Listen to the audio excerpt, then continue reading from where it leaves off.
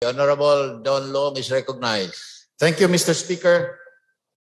Even without the exact figures on the total area planted with coconut trees in the BARM, a mere visual of our topography and satellite image of the region readily show a large area planted with coconut trees.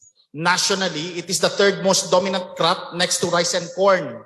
Yet the majority of the coconut farmers still belong to the poorest of the poor. Several factors have drastically affected the yield of the coconut farmers. In the Philippines, the average yield remained 40 to 45 nuts per tree annually, while countries like Brazil and India have an average record of 200 to 300 nuts. Despite the ailing situation of our coconut industry, there are still high hopes that with little investment and scientific research and development, we can be able to revive the coconut industry. Secretary Dar even declared that it could be the sleeping giant. In February of 2021, RA 11524 became a law intended to increase the incomes for coconut farmers, alleviate poverty, and achieve social equality. Under this law, a total of 75 billion for 5 years will be transferred to the Coconut Farmers and Industry Trust Fund that will be accessible to the registered coconut farmers and coconut farmers organizations.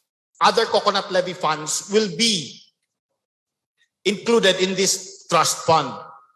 However, the utilization thereof must be according to the Coconut Farmers and Industry Development Plan, which is limited to the coconut farmers included in the Coconut Farmers Registry.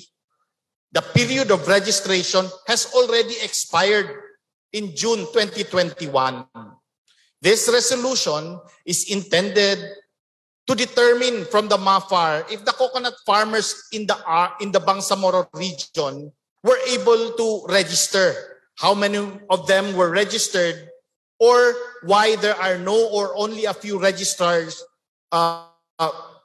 registered in the region.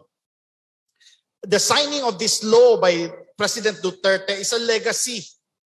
It will pave the way for the efficient use of the multi-billion coconut levy to uplift the livelihood of millions of farmers and sustain development.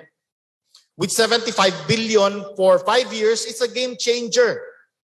It ushers a new policy that will bring big reforms to the coconut industry, of which so many of us are the children of coconut farmers. The tens of thousands of coconut farmers in the BARM are unfortunately not included.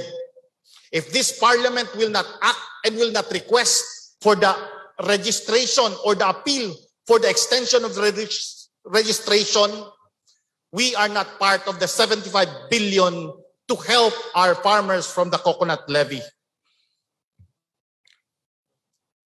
The purpose of that is to increase productivity, alleviate poverty, and modernize the coconut industry. But again, unfortunately, the Bangsamoro farmers will not be able to avail of this trust fund because we have not registered our farmers. Senator Pangilinan and Risa Hontiveros has expressed concerns about the deadline and the lack of registration. And that's why I will be requesting for an omnibus motion later to just approve this resolution by the body so that the MAFAR can immediately act on this and this resolution also be forwarded to the concerned parties. Thank you, Mr. Speaker and Majority Leader. Majority. Yes.